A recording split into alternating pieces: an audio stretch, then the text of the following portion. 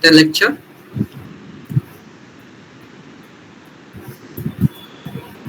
Ma'am, you are not audible.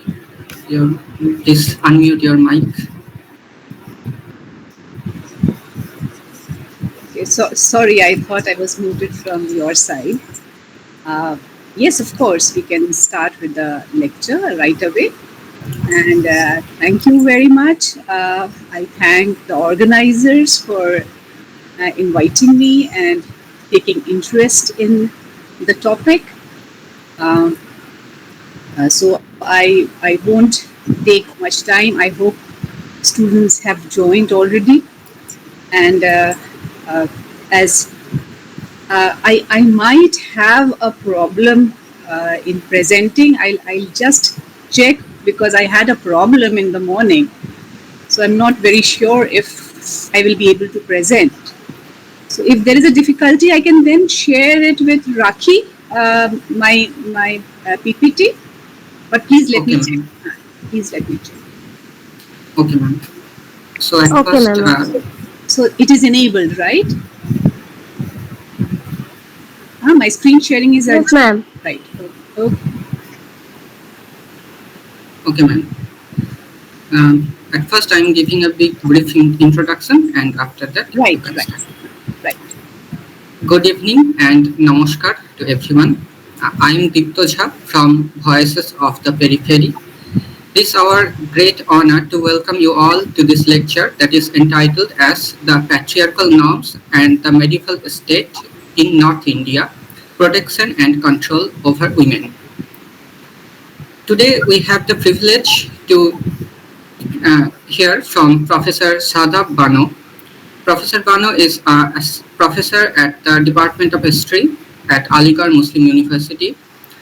She is a leading expert in gender and women's history of medieval India. With decades of research and numerous publications, Professor Bano brings invaluable insights into the historical, political, and human aspects of this complex issue. She received 2 awards for best papers presented in the sessions of Indian History Congress and has 15 papers published alone in the Proceedings of Indian History Congress. Her expertise and compassionate approach offer us a unique opportunity to improve our understanding and to explore deep into the title, that is Patriarchal Norms and the Medieval State in North India, Protection and Control over Women. Okay, ma'am, you can start.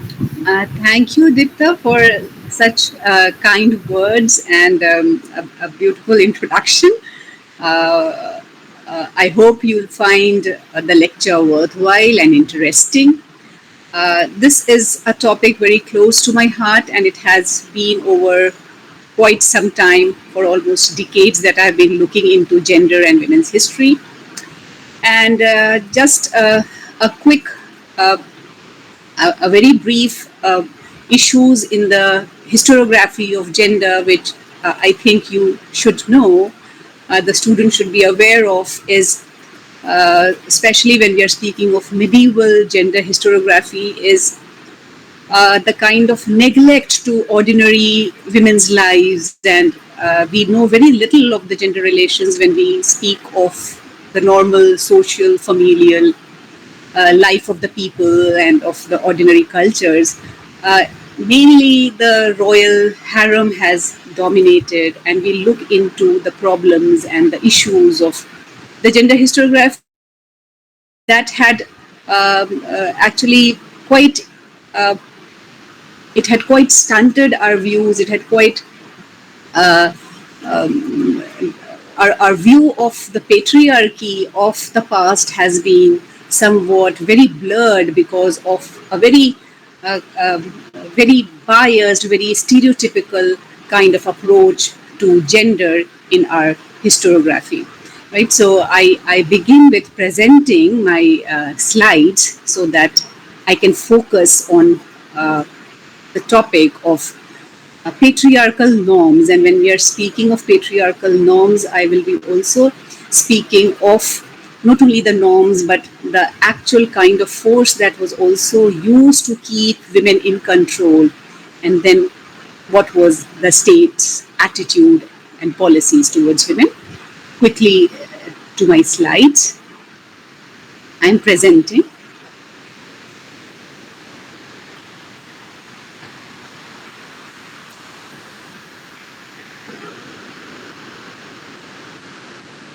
Is it visible? Yes, ma'am. Visible. Right?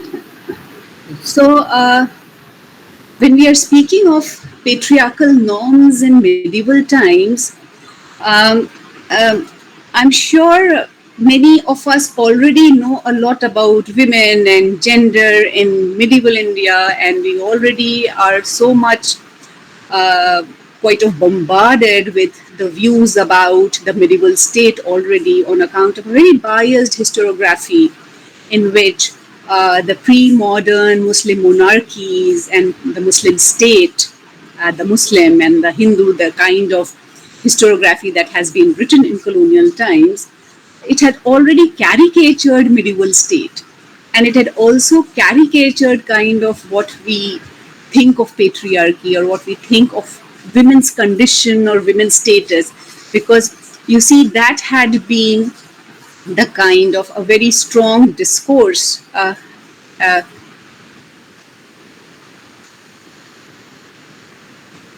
right right, a very strong discourse, a strong colonial discourse in the 19th century that focused on women's question. You can see my slide, right? Hello? Yes, ma'am. Right. So a very strong, very dominant emphasis on uh, pitiable condition of women and very degenerate conditions of Indian society and culture, and Indian families being very violent, right? So it was not that women was we do not know of women, or women has been invisible. The category women has been invisible in historiography, but the problem is that this is quite distorted. What we know of women's history is through the lens of 19th century colonial historiography that has been very dominant. And on account of that, with such a strong assault on the Indian family, culture, tradition, society, there has been an Indian response that has created that answered back in terms of the golden age and the dark age, right? And I hope you already know that how it was typified. The ancient Indian history is golden age, the ancient Indian society, culture is the golden period. And this is how they tried to respond or try to tackle the onslaught by emphasizing that things were fine in the original culture, and it got deteriorated on account of this Muslim invasion, on account of this medieval times of the dark period where we see all these brutalities on women. Uh, right. So I see a hand being raised, but can I answer all your questions later on? No, ma'am. Excuse me, ma'am. Can you please make the slides full screen because it's really small to. Okay. So in that case, I won't be able to see you all. That is my problem. So is it? Oh, okay. Sorry, ma'am. Okay. Because I also need to see you rather than just looking at my slides. Is it fine? Okay. Okay, ma'am. Yes, ma'am. Thank you. I can. Is it fine now? Yes, ma'am. Thank Right? you. Yes, ma'am. Now it's okay. So I'll try to expand it, to enlarge it, right? So the problem had been the kind of response, the Indian response, and in that response, the nationalist response to the imperialist question, and then it also was taken up by different strands of historiography. And of course, by that, it was a defense of Indian family, culture, custom, but in the way it was defended, it kind of also vilified the medieval state. And as if the condition of women or the status of women deteriorated on account of the state from the top. It was on account of the Muslim predators, very rapacious rulers, that women had to be kept safe, and that was the reason why family had to be very protective and came up with the customs of parda and child marriage, or women had to undergo johar. Right? So all these violent, oppressive practices of the family came to be defended on account, or came to be explained in terms of a rapacious state, a predating ruling class, and the communal historiography took on to the Muslim ruling class, very rapacious, and that was the way the gender question or the women's question was explained, and the patriarchy was explained. But when we look at it, this hardly explains much. It is kind of a stereotypical notion. It is a caricatured account of that comes up with the imperialist, a very dominant narrative on Indian culture, and a response to that onslaught. And on account of that, as we see that whether it was the imperialist school or later communalist historiography that tried to focus on the Islamic harems to portray how rapacious, how degenerate the Muslim monarchs were. And in response to that, we see intervention, or to speak about how to speak, or to, there have been also feminist intervention to rebuild or to know the real lives of women in the harem beyond this caricature. But what has been on account of this focus on gender historiography, that there has been mainly on these questions that the medieval gender historiography has been dealing with. And so that the other questions is something that we hardly know. And that is the reason I have spent some time into looking through the different kind of sources, because it's not easy to retrieve the conditions of, to retrieve the nature of patriarchy and the gender relations from the type of sources that we have. And many of these sources, therefore, have to be looked afresh with a very critical angle. And there have, and we know with the new concepts and new perspectives, even these very typical court chronicles, which are mainly deeds of men, can also be reread. Because these are, after all, you see, relations in power, and how the social order or the political order had to be maintained, in which the gender question intervenes. And this is where we need to read between the lines to retrieve the patriarchy, or the kind of control that is also coming from the top, and also what we see what might have been at the level of society. So to understand the society of those times, and to also understand the state's approach and the relations between these, the social normative and the state's attitude or state's measures, becomes thereby interesting. So what I have done is, I have looked into diverse kind of sources. I have looked into the discourse, and for that I have looked at the didactic, ethical treatises, the religious texts across both the Hindus and the Muslim societies, and also I have looked into miniatures, and from these diverse sources, the court chronicles, the malfuzats, the taskiras, all of that, to look into the patriarchal norms, the nature of patriarchy, and this will be the first part of my presentation. And the second part, I'll be looking at the medieval state. And when I'm looking at the medieval state and the society, I'm looking both at the issues, at the aspect of control and also at the aspect of protection, and which is also both of this is, as we'll see, both of these are not very separate but quite mixed up, and this is something that will come through my slides. So uh, uh, when I'm looking at the didactic um, text,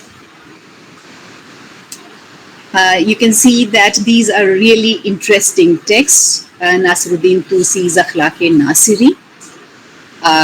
This is a text written by Nasruddin Tusi in 13th century, and this primarily guides a man as to how he has to, what has to be. It's a book on comportment, but one section is on household.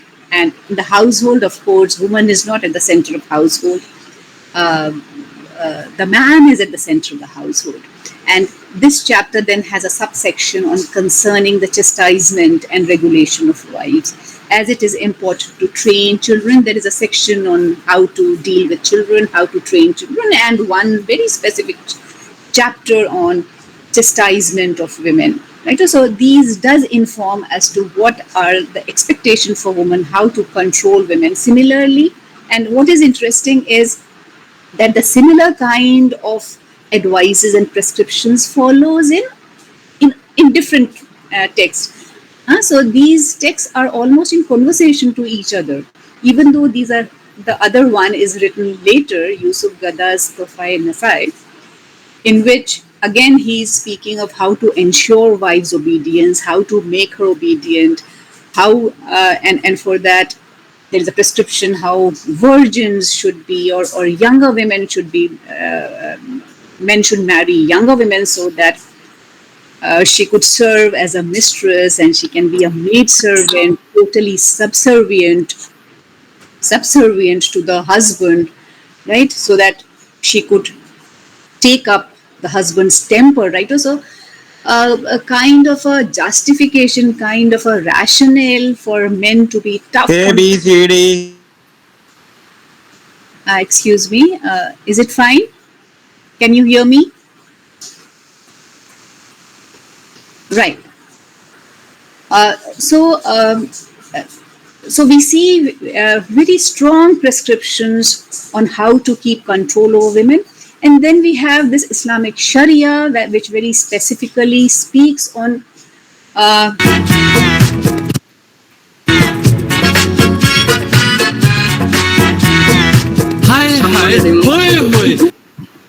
for some time. Sorry, ma'am, for the intervention. You can continue now. Is it okay? Yes, ma'am, it's okay. Right. So we see Islamic Sharia also speaking of chastisement of wife and the prescription, the advice to beat lightly for disloyalty and ill conduct, and this is not something that is there in terms of prescription. I'm very sorry, but there's a lot of disturbance. If you can ensure and turn off the mics of. It becomes difficult to speak like this, you see. Is there any way to actually ensure that? Sorry, ma'am, actually, some unknown people who joined and they are making the disturbance and we have removed them. Okay. Thank you. Right. So, so we see that these are not simply just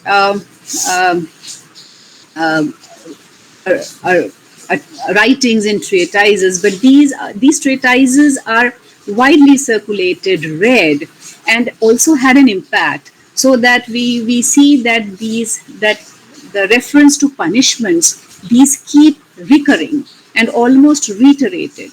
And we also see these when we also look at the later sutras and the smritis and the commentaries.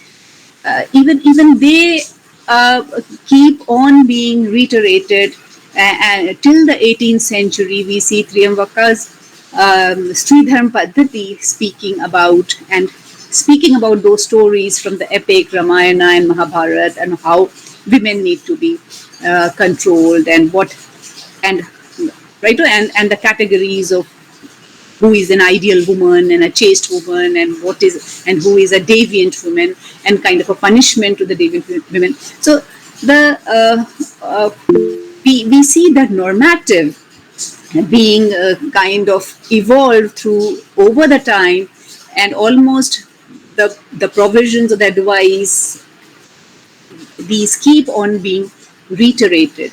And it is not only kind of uh, uh, what we say, um, just something that is in the written text, but we find the what I call everydayness of the violence in uh, the reflection or that we find from the diverse kind of text and the misogyny that is there, whether it's a literary writing or whether it's a historical writings, the kind of sanction that is there to violence, the remarks, the comment, the jokes that is there. So it becomes very, very casual, very ordinary in the way these are mentioned. And I don't know how much time do I have, but if you people do have time to look into the even the chronicles or the Malfuzat or the Masnavis or the Bhakti treatises, these are full of these misogynic statements or remarks or even jokes, right? So, for instance, you see Amir Khusro, who otherwise we also have his verses, which are very which venerate love and venerate womanhood, but at the same time, they're very misogynistic lines. For instance, he speaks of women should keep their face towards wall and back towards gate, right? And we see verses in Kabir speaking What your big ass is coming here for? untrustworthiness of women, right? That women are not very trustworthy, or women could we can not depend on women. So these kind of verses is across the different kind of writings. And one thing that we see is that it's not only that we find actual references of so it's not just those remarks, but the actual reference of violence that also come through these writings, and especially the historical writings in which we find mention of the infants being killed, the daughters, the female infants killed, and wives actually persecuted for bearing or giving birth to daughters. So actual kind of actual severity of violence is also something that we find the references in our text. And one thing that is very striking is controlling women's sexuality. And this is something that that we find the references of women as repository of honor in texts that is coming from theologians, texts like Kalhan, right, where there is such a strong emphasis that women's sexuality needs to be controlled, and it is kind of a social anxiety, social concern to preserve the virginity, and punishment was given for those who violated virginity, but it was, as we see, it was differentiated across when it was differentiated by the caste of women, right? And adultery was something that was seen as a serious crime and serious sin, and for that women were more severely punished, right? So the Pativrata norm, controlling women's sexuality, was a major social concern. We find society quite anxious to preserve this women's chastity, and this norm had been quite strong, putting the sexual boundaries on women. So, what we know through these treatises, through these religious texts, through these court chronicles, the literary texts, the writings of the Sufis and the Bhakt, all of these speak about strong patriarchy where women needed to be controlled. The norms are quite strong. Uh, uh, there are prescriptions on how women need to behave, how women need to be in the household, what are the wifely duties, what is a good wife, what is the norm of fidelity, what will be the punishment if the woman crosses that line. So the sexual boundaries, the prescriptions of a good woman householder, all of that was very much there. But at the same time, it is interesting also to note that despite all of that, we also see contrary mechanizations and pulls by which the society gave spaces to women. And this is interesting to note. And what are these spaces, and how do we see that what are these fluidities and flexibilities despite strong patriarchal norm? What is this that I'm talking about? And this is interesting to see that it is in this period that we come across. I think you know this entire genre of premakhyas, the Sufi love ballads that was written by renowned Sufis,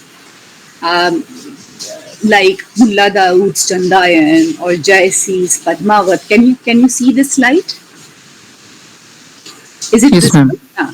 Manjhan's Madhumalti, Qurban's Mirgavati, and these are treatises of love, and it is even love beyond marriage, right? It is not love within marriage, but it is the Sufi speaking and bringing in female protagonists and stories of love outside marriage, and this love is seen as having a transcendental or a spiritual quality, something that will lead to the divine, something that is so pure and it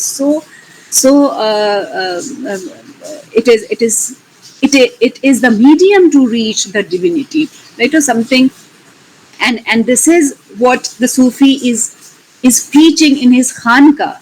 So it's very contradictory that on one hand we do have prescriptions of strong prescriptions of parda. Also there is also very we just spoke about adultery being strongly punished, right? So at the same time we see here a very different kind of sensibility and the ideals of love which the Sufis are promoting or speaking about. And they were speaking to the disciples and to the people in the Khanqa, right? So they had a wider audience, and they were speaking in the language of the people, Awadhi, right? So and it was for a larger audience, and therefore we see a reception also of these texts.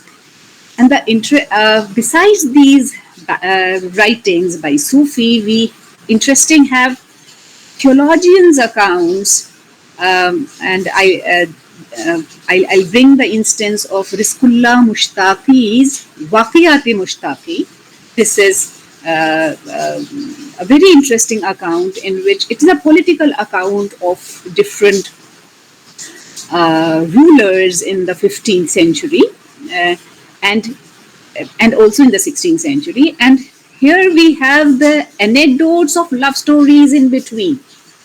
And these are love stories in which there are married women, there are brides who are falling for recluse, and these are stories narrated as stories of pure love. Right? So we find the prescriptions being bent by these narrations, and these have a perfectly legitimate space. This kind of love is seen as a perfectly acceptable form of love. So we find these contradictory poles and what I see as spaces within this overall patriarchal normative. We also do find spaces. I was speaking about Sharia and the sanction to violence that had been in Sharia. At the same time, we also see what we see the normative of Sharia was also gave kind of protection to women, and we have this numerous property papers and documents that speak of the property that was given to women and the the the entitlements of women, whether it was inheritance, meher, the property was both joint property and individual property. There are numerous documents speaking of women having claims to agricultural lands, to urban properties. Women were having zamindaris. And right, so this, uh, despite the fact that Sharia didn't give equal right to inheritance to women, it was to women, to daughters, it was half the property, right? But at the same time, what is interesting to know that we also have a number of hibanamas, that is the gift, the documents, the documents that speak of gifts to the daughters, right? So it was through the gifting that this unequal share could also uh, be resolved, right? So we see women enjoying, especially middle class women from elite families and women also from middle class families. We do find women uh, and numerous papers speaking of women having property rights. And for this, you can read through Rafat Bilgrami's paper on women's property rights in Mughal India. You can read my paper, and also you can read Farhat Hassan's State and Locality, in which there is a chapter on women's rights to property. And it's a very interesting chapter to the readings of Surat documents. The other part of it, besides the property that women were able to enjoy, we see that this marriage, the marriage otherwise is an unequal marriage. Marriage, despite the fact that it is a contract, it was still an unequal marriage, as the Sharia allowed the husband this unilateral right to divorce. Right? So we have already heard so much about triple talaq today, but it is interesting to look at the state of marriage and the entitlements of women in marriage in those times, and we could then see that how much is the patriarchy strong today than the patriarchy or the patriarchal norms of the medieval period. So what was the different space that was available to women at those times? And here I would like to bring you to my next slide. But before that, I would tell you that it was not women, man had the unilateral right to divorce, and women had the right to ask for divorce, that was hula. But through these contract papers, through these nikahnamas, which I'll be referring to, women also had the right to divorce. Now, this is a delegated right to divorce. It was not man's right to divorce only, but women took the right from man to divorce him, which is a delegated right to divorce, talaq-e-tafweed, through this contract. So as it is a contract, and you could, if it is a contract, you could enter stipulations, you could enter any condition. Women use this contract to enter a stipulation where they took the right to divorce from the husband in the contract itself. So these are really very interesting nikahnamas. And am I okay? I'm not moving very fast. Are you able to understand? Yes, ma'am. Yes, ma'am, it's okay. Right. So you can look at these nikahnamas. I'm just mentioning the conditions that women entered in the nikahnamas. Right? Something that the Muslim women today are struggling for the model nikahnamas. These are nikahnamas of the 17th century, right? And these are nikahnamas not only found in any one locality.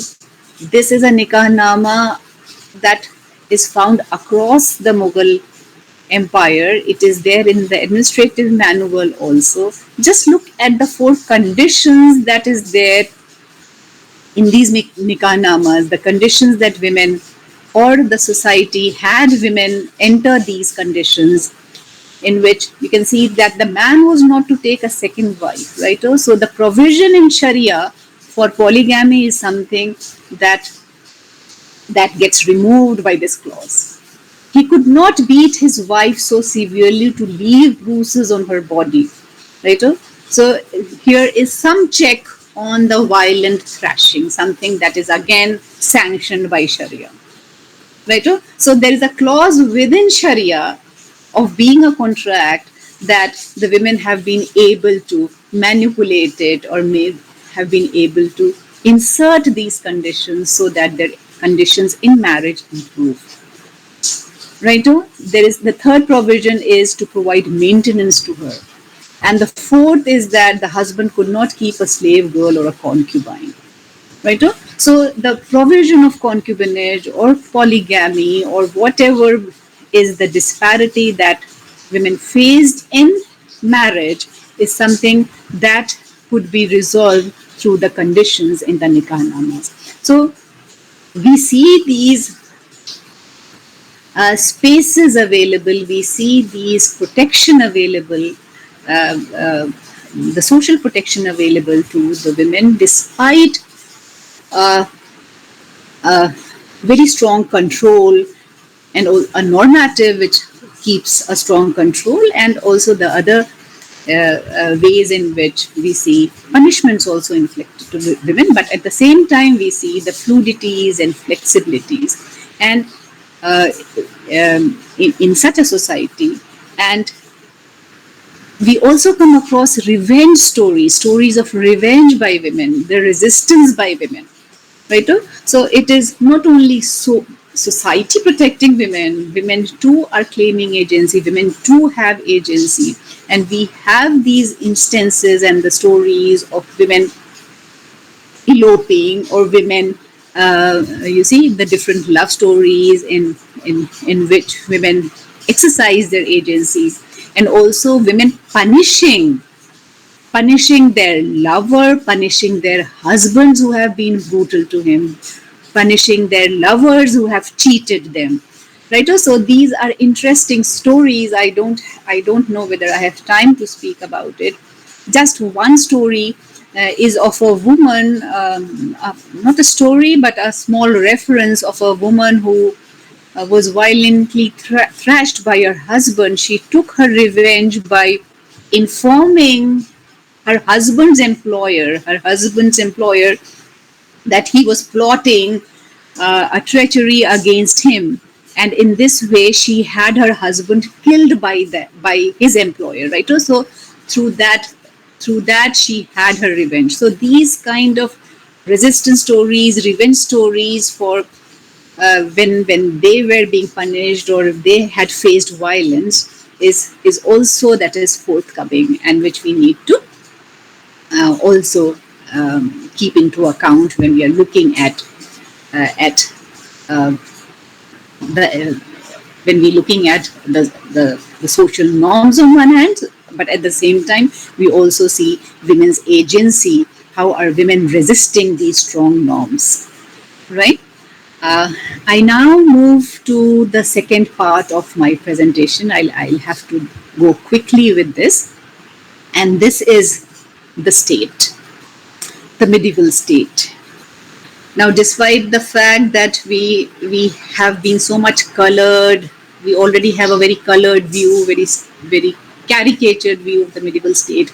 I would still want you to go back to the text to understand the state, and um, uh, through a very different lens, you will be able to see um, what had been the state's approach.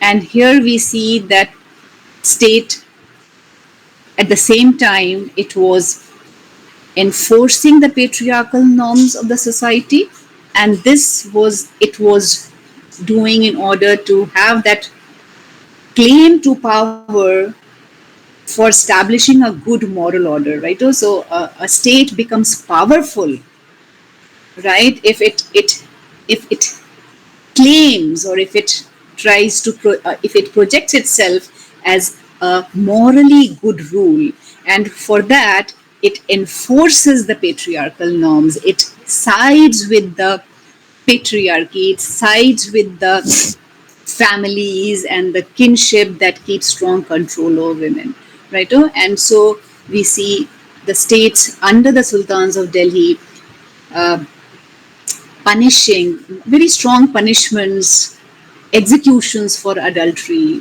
punishing women for violating the marital code. And in this, even a queen was executed. Most probably, it was a political execution, but the fact that she was accused of adultery and she was publicly executed is a very strong reference of how you see the patriarchy would have been strong enough to be used in such cases, to suppress and then claim to have established a strong moral order. But at the same time, despite the fact that the state is protecting, the state is enforcing the patriarchal norms, supporting the strong familial control over women, we see that the state too is patronizing and venerating lovers. And this is very interesting. Here I have brought this picture of Waqiyat-e Mushtaqi again, and this is it gives a number of love stories, as I said. But what is interesting in these love stories is that toward the end of every love story, they will mention that it was because of the just ruler and the officers of the just state that the lovers were united, and the officers will bring the lover, and most of the stories, the lovers died and they were united in the grave, right? So they all these stories, they commend the rulers, and that such instances of pure love was only possible because they were just rulers. They were uh, rulers who were able to appreciate the love, right? So it was, on one hand, they are venerating love, and at the same time the state is also trying to use the resource of love, trying to picture themselves also in this social milieu in which love is venerated. I hope you're understanding what I'm saying, right? So is it okay? Did you understand what I'm saying? That Yes, ma'am. the state is enforcing patriarchal norms, but at the same time, since the society is venerating love, there are so many instances that what is otherwise the need of a political treatise to have these love stories, right? It's not just an aside like that. It also has political value, right? It has political value for the state. It is also a resource for the state, right? So the state also is venerating and patronizing lovers, patronizing this kind of a love. And so we see that uh, the state is responding to the social milieu, and state is also responding to the social fluidities of the time, right? So it is all not very entrenched system as we understand today of the medieval times, and we understand the present times to be much more relaxed. And the medieval period, or the period that is behind us, that is centuries uh,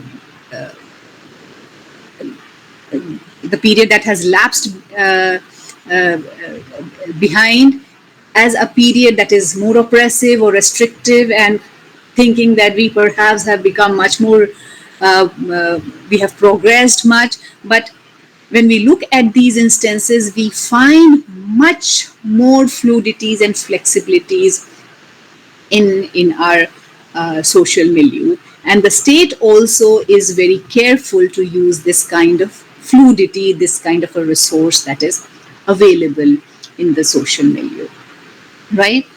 Uh, the Mughal state and women. Now, in fact, I don't know how many of you have read it, but we have a very interesting article by Professor Irfan Habib, who speaks about Akbar's measures in favor of women. And we see very direct kind of a protection that is coming from the state during Akbar's period. And his period appears very unprecedented in this manner, in this aspect of, and also when we look at the official history of Akbar's court by Abul Fazl, his Akbarnama and Aine Akbari also, the references also in Aine Akbari, we see the regime as very unprecedented in the kind of support and also the explanation, the humanitarian and philosophical explanation that the official historian provides to Akbar's measures for protecting women, right? And the kind of logic or the rationale that is given, how there needs to be the support to the weak, and commending and explaining the different measures. For instance, the protection in marriage.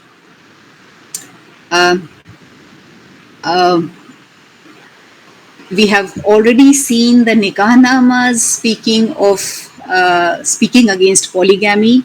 Here we have the Mughal court elaborating, discussing at length about the problems in polygamy. The problems in polygamy, the court does not speak in terms of oppression, but mainly in terms of devotion between a man and a wife, that the marriage should be monogamous marriage, right? But we see that the court is also against polygamy, something that we have already seen in the society. The court is also against polygamy. And here you can see that the Nikahnamas, the one in which those 4 clauses were there, these Nikahnamas are incorporated into the Siakhnama, which is a Mughal administrative manual. And this shows that the state,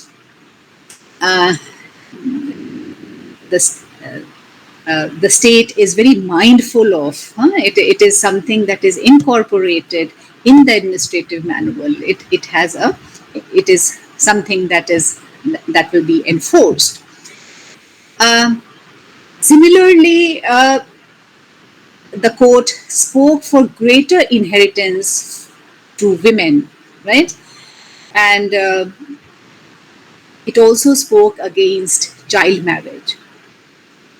The court came out very strongly against sati and took to protect the forcible burning of widows, disallowed the forcible burning of widows.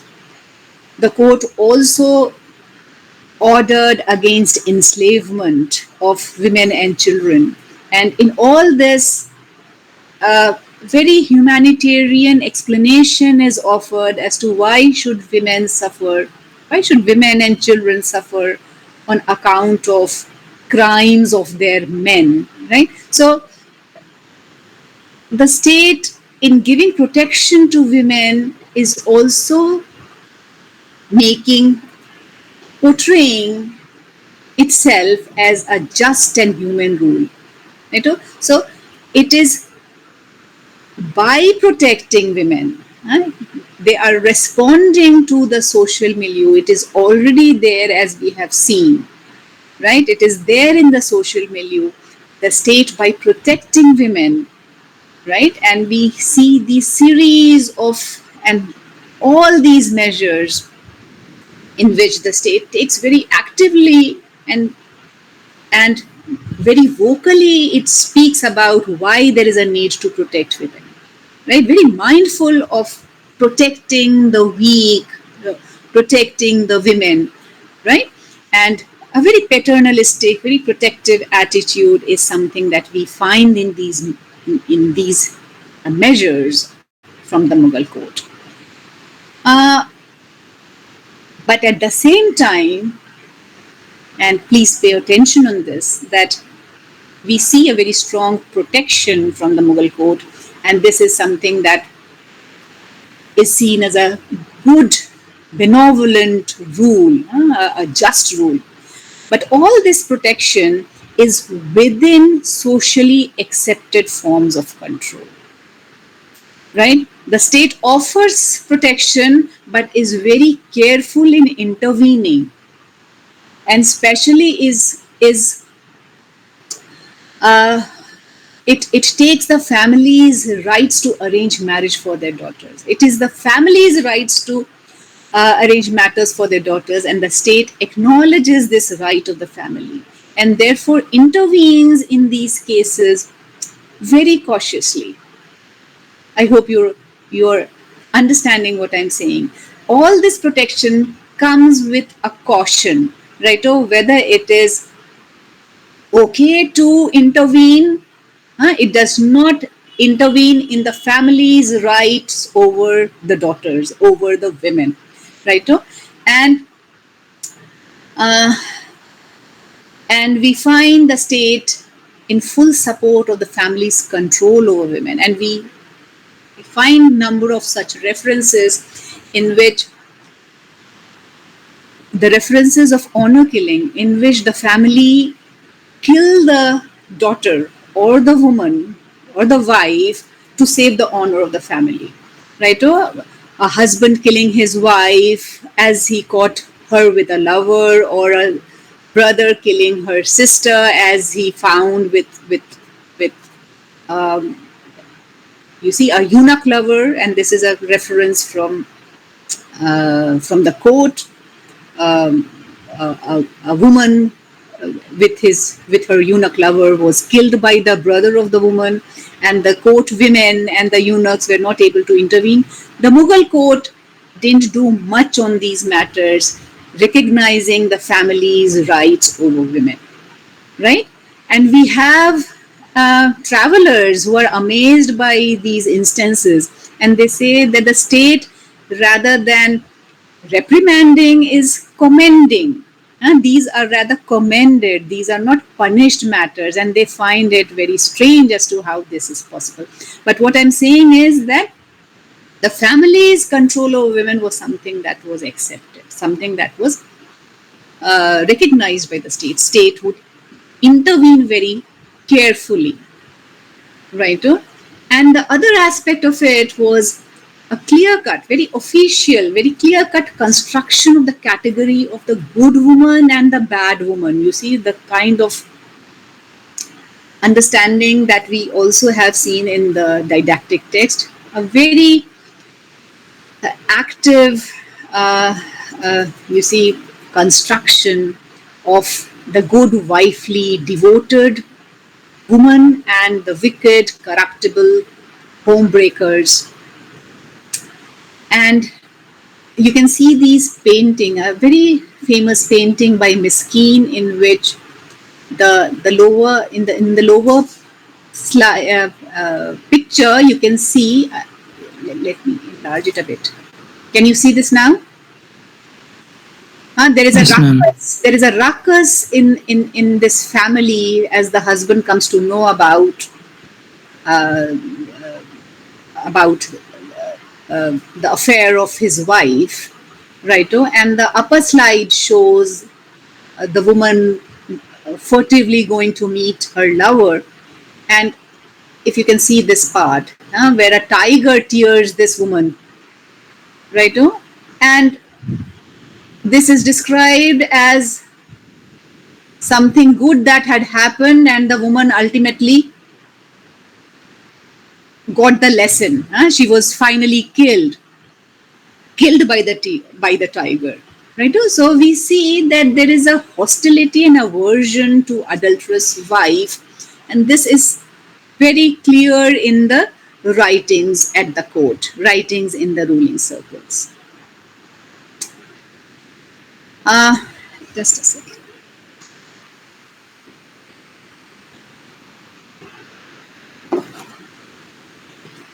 Now, besides that, we also have instances of punishment by the state. And the state took to itself as the upholder of public morals, right? And we find a very strict system of surveillance. If you're interested, you can also look into my other article on women performers and prostitutes, in which I have looked into this dimension of the Mughal state, how the Mughal state becomes a very strong upholder of public morals, right? So this good rule, this good morally superior rule, which gave claims to greater power, is and ambitious monarchs and an ambitious state grabbed that opportunity, grabbed that, tried to place itself on a high moral ground, and it was to place itself on a high moral ground. They tried to control morals, they tried to control women's sexuality, and this was through strict system of surveillance. You can see that modest behavior was expected from women, and deviants were to be punished. You can read these imperial orders. And these are imperial orders which say that if a young woman was found running about the lanes and bazaars and did not veil herself, or allowed herself to be unveiled, she should be sent to the quarters of prostitutes and made to take up the profession. Right? So quite a harsh measure, quite a harsh order, saying that women need to veil, and women need not roam need not be in the lanes and bazaars without proper purpose. There has to be, so idling or just moving around, being in the bazaars is something that befits a woman, thereby is fit to go to the prostitute house. And similarly, if a woman quarreled with her husband, even then she is fit to be a prostitute. Right? Also, these are very harsh measures that the Mughal state came up with. And we also find instances of actual punishment in which deviant behavior of, for instance, a love between a woman and a eunuch was punished very severely, where, not the eunuch, the man was punished by, he was trampled by the elephant, and the woman was placed in a pit, only with her hands and head above the pit so very, very harsh kinds of punishment were given to in order to secure the moral order. So I'm just ending by my last statement by saying that state offered protection to women, and this protection to women kind of established or portrayed the state to be a good human state, a humane state, a humane order. It's a state that assumed legitimacy by being benevolent, by being good to weak. A benevolent state is protecting the weak. So it kind of established the state, it portrayed the state. On the other hand, it regulated, but at the same time, it offered protection. On the other hand, it controlled women, it regulated sexuality, right? It would also punish women, and that was for to establish a morally upright regime, to establish a good moral order. And whether it was protecting women or whether it was controlling and punishing women, it was both seeped in the same patriarchal construction of womanhood. Woman as weak category on one hand and women as corruptible category on other hand. Right? So a weak category needed to be protected and a corruptible category needed to be punished. Right? It is in these aspects that we need to understand the patriarchy of our past and should not be just making sweeping.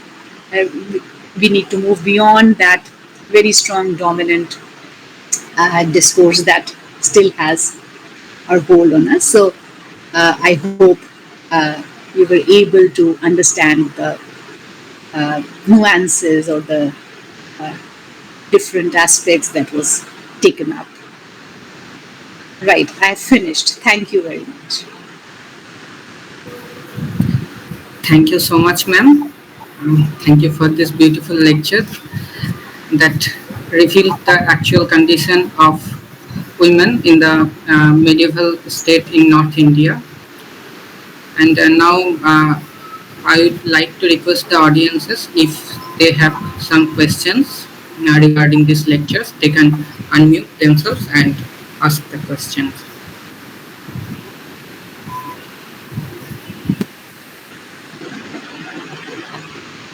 Hello, am I audible? Yes, very much. Yeah. Thank you, ma'am. First, I introduce myself. Myself is Ayush. I am pursuing my master's degree in Northeastern Hill University in medieval India. Thank you, ma'am, for this astonishing lecture, and I learned a lot from this lecture. And I just have only two questions, ma'am. That the one is, how are the children, particularly the girls, socialized into the patriarchal norms in Mughal times? And the second question is the educational practices. How did the educational practices and familial upbringing perpetuate the gender distribution of power? Because if we see the vernacular language, as I'm from Bengal, so we have a particular text that is Shri Krishna Kirtan. Here the character comes Radha, who always against the society, and in Bengal there is a lot of uh, emergence of the Radha Krishna Yugal Murti. So Radha is always against the society. Radha is choosing another boy, another man, though she is married to Ayam. So what are these kind of thing? What are the upbringing of girls in educational factors, ma'am? Uh, yes, your first question first. How were the girl children socialized? Um, you see, uh, in uh, when we look at these patriarchal systems, the patriarchies that must have functioned from quite generationally, socialization is we do not have this kind of a record on education or the books when we are looking into the you see the early centuries of the medieval period. Uh, the kind of curriculum, if you want to say, as you're referring to the text later, we do not have those um, the texts that were taught to women, right? Uh, uh, but later, when we are looking at um, the 18th century treatise, as I mentioned, about Sri Dhamma Padgiti, and then we have 19th century accounts of uh, these socializing texts and the books on comportment. So we see that when we are referring initially, when we are speaking of these books on comportment, these books are primarily the audience is primarily the men. You see, and since men are at the center of the households, the entire attention of these didactic literature is to train women, to train men, so that they assume the task of maintaining the order.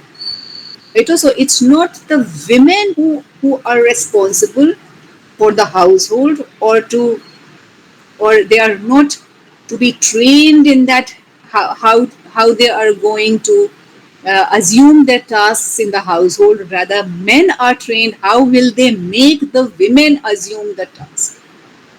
And when we look at our sources, we do not have such references where of those treatises where women are reading those works directly, even though we have writings by women, and from where we can speak about women's agency, and that despite the patriarchal controls and besides these ethical treatises that speak so strong control over women, right? We do have women's writings. Women are writing, whether it's verses, whether it's prose. Women are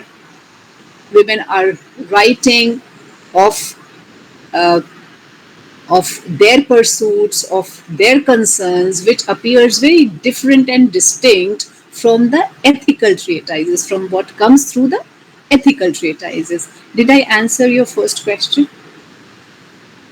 Yes, ma'am. Thank you. So we do not have that kind of the literature that women were reading, but from what they were writing, we could see that women also were duping the prescriptive uh, control over them. There was control. We do not know it through the books of comportment at that time for women. For men, we know that women were to be controlled, right? But through women's writings, we do have a very different uh, uh, aspect also of how women were duping this control, this prescriptive control over them. The other part, I think, is also connected to your first question only, the education and training. Uh, how was this education and training in patriarchal norm? Is this your question? Yes, ma'am. Uh, you see, it's both ways, as I'm saying. There is education and training in patriarchal norms. So we do find instances, and when you're reading through these texts, you will find these references of women, how they are in Malfuzat.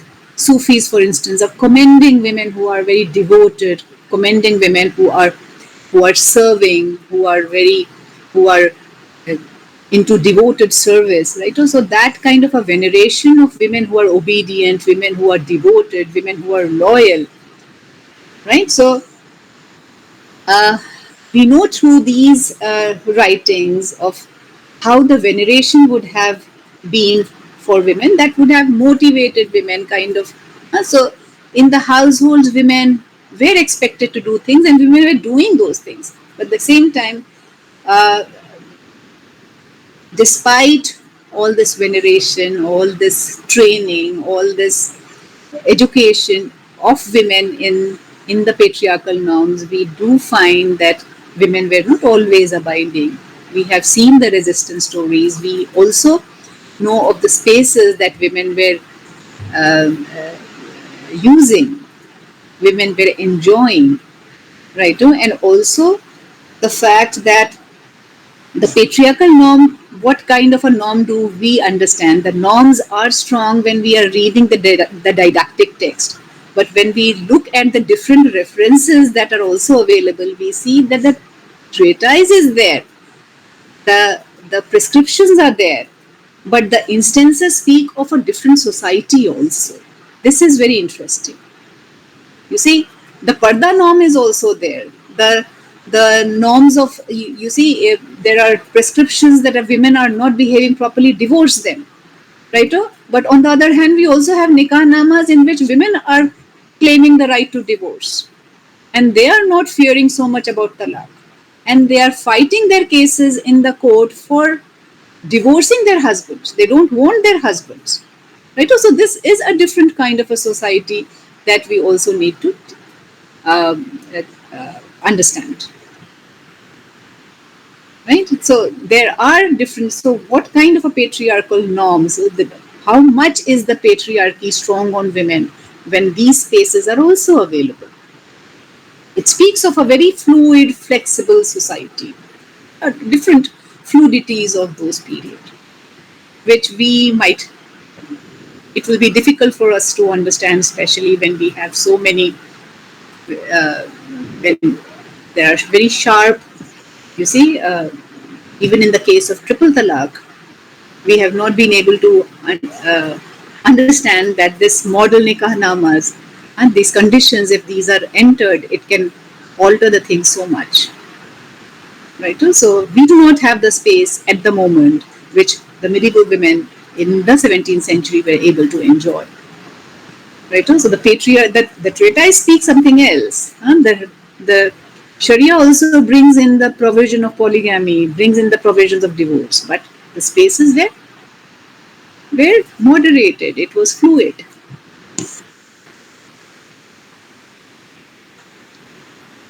Thank you, ma'am.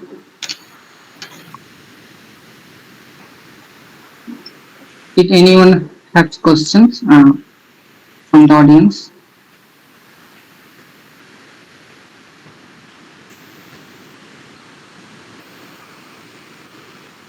I'm extremely thankful for this opportunity. It was very nice speaking to you all, and it will be really. I'll be very Ma'am, happy if you will be able,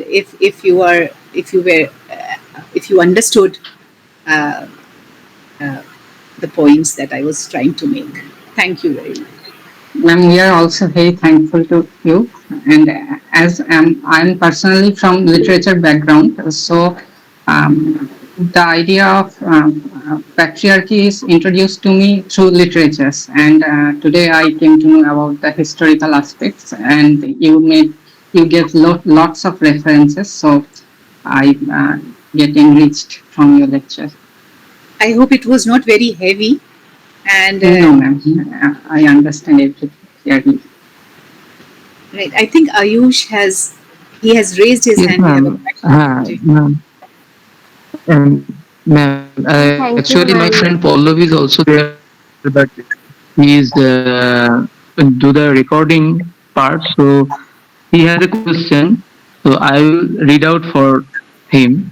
Uh-huh. He just personally messaged me, and the question is, ma'am, in what ways did the celibate lifestyles of certain religious practitioners influence the societal views on gender and power? The social practices in certain communities. How did it? The social practices in certain communities impact the gender relations in that community, in that particular Yes, community. ma'am.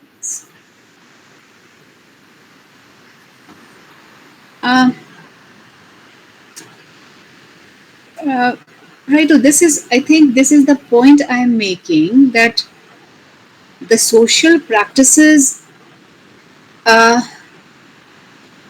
in the communities, whether we have seen across the communities, whether it's Muslim community or whether it's Hindu community, you see, what we are able to see is that these are, along with the patriarchal controls, we also see fluidities, right?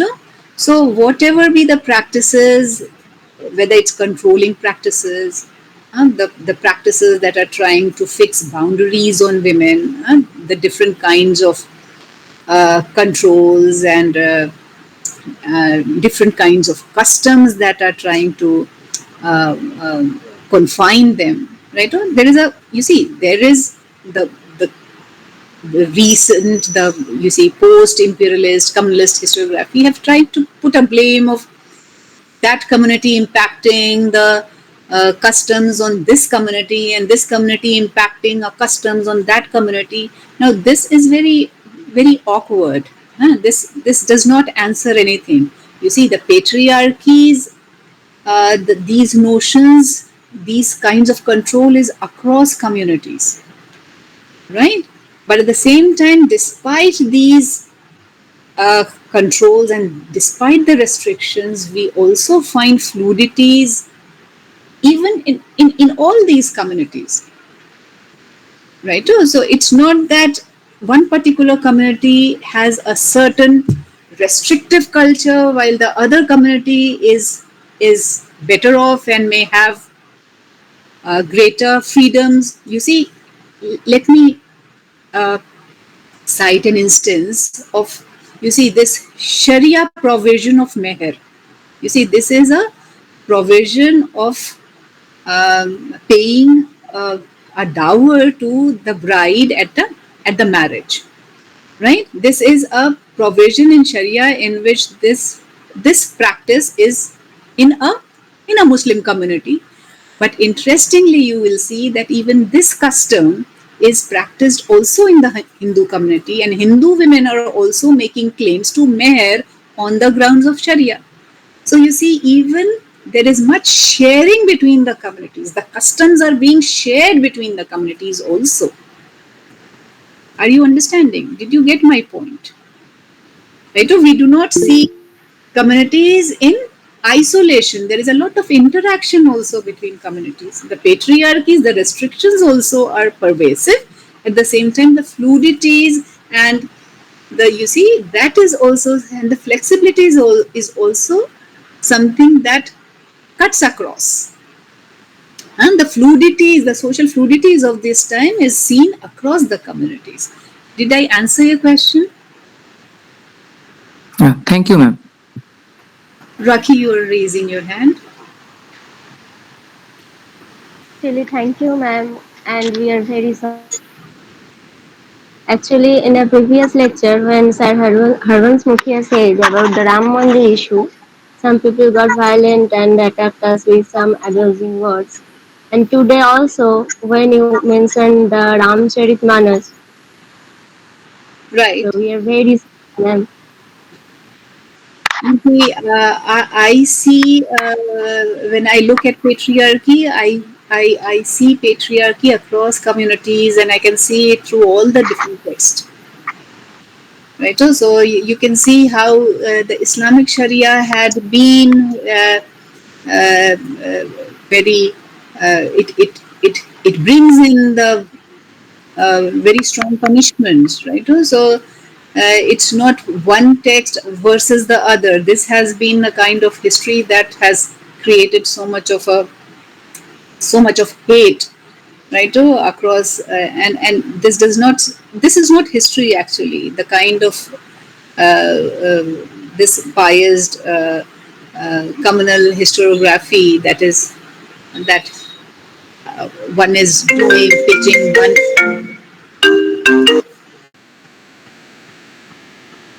I'm sorry, pitching and one community against the other and presenting history in a very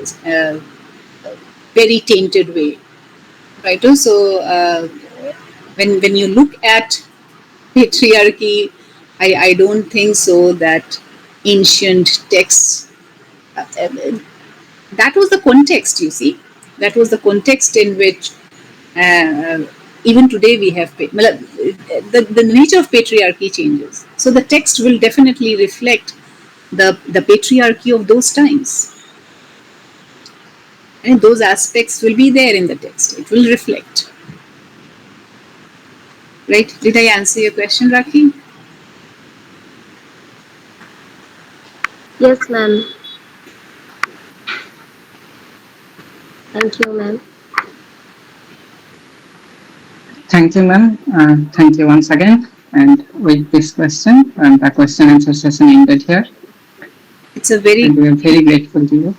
it's a good initiative, and I really like this logo of yours, Voices from the Periphery, and this will make a lot of difference. You see, when and if there is more powerful voices from the periphery, right? Right. Yes, ma'am. Thank you very much and best wishes. Keep up the good work. Thank you, ma'am. Thank you, ma'am. Do I leave now? Do I leave? Yes, Okay. yes, ma'am. Thank you.